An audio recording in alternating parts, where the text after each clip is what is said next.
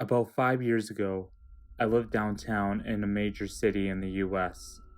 I've always been a night person, so I would often find myself bored after my roommate, who was decidedly not a night person, went to sleep. To pass the time, I used to go for long walks and spend the time thinking. I spent 4 years like that, walking alone at night, and never once had a reason to feel afraid. I always used to joke with my roommate that even the drug dealers in the city were polite, but all of that changed in just a few minutes of one evening. It was a Wednesday, somewhere between 1 and 2 in the morning, and I was walking near a police patrolled park quite a ways from my apartment. It was a quiet night, even for a weeknight, with very little traffic and almost no one on foot. The park, as it was most nights, was completely empty. I turned down a short side street in order to loop back to my apartment when I first noticed him. At the far end of the street, on my side, was the silhouette of a man dancing. It was a strange dance, similar to a waltz, but he finished with each box with an odd forward stride. I guess you could say he was dance walking, headed straight for me. Deciding he was probably drunk, I stepped as close as I could to the road to give him the majority of the sidewalk to pass me by. The closer he got, the more I realized how gracefully he was moving. He was very tall and lanky, and wearing an old suit. He danced closer still, until I could make out his face. His eyes were open wide and wild, head tilted back slightly, looking off at the sky. His mouth was formed in a painfully wide cartoon of a smile. Between the eyes and the smile, I decided to cross the street before he danced any closer. I took my eyes off of him to cross the empty street.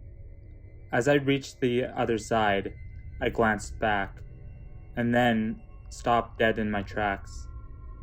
He had stopped dancing and was standing with one foot in the street, perfectly parallel to me. He was facing me, but still looking skyward, smile still wide on his lips. I was completely and utterly unnerved by this. I started walking again, but kept my eyes on the man. He didn't move. Once I had put about a half a block between us, I turned away from him for a moment to watch the sidewalk in front of me.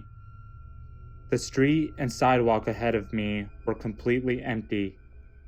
Still unnerved, I looked back to where he had been standing to find him gone. For the briefest of moments, I felt relieved, until I noticed him. He had crossed the street and was now slightly crouched down. I couldn't tell for sure due to the distance and the shadows, but I was certain he was facing me. I had looked away from him for no more than 10 seconds, so it was clear that he had moved fast. I was so shocked that I stood there for some time, staring at him. And then he started moving toward me again. He took giant, exaggerated tiptoed steps, as if he were a cartoon character, sneaking up on someone, except he was moving very, very quickly. I like to say, at this point, I ran away, or pulled out pepper spray, or my cell phone, or anything at all, but I didn't. I just stood there, completely frozen, as the smiling man crept toward me. And then he stopped again, about a car length away from me, still smiling with a smile, still looking to the sky. When I finally found my voice, I blurted out the first thing that came to mind.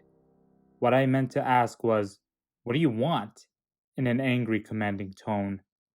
What came out was a whimper. What the? Regardless of whether or not humans can smell fear, they can certainly hear it. I heard it in my own voice, and that only made me more afraid. But he didn't react to it at all. He just stood there, smiling. And then, after what felt like forever, he turned around, very slowly, and started dance walking away. Just like that.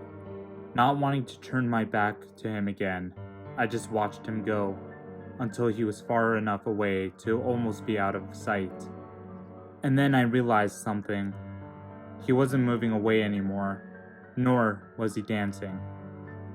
I watched in horror as the distant shape of him grew larger and larger. He was coming back my way, and this time he was running. I ran too. I ran until I was off of the side road and back onto a better lit road with sparse traffic. Looking behind me then, he was nowhere to be found. The rest of the way home, I kept glancing over my shoulder, always expecting to see his stupid smile, but he was never there. I lived in that city for 6 months after that night, and I never went out for another walk. There was something about his face that always haunted me. He didn't look drunk. He didn't look high. He looked completely and utterly insane. And that's a very, very scary thing to see.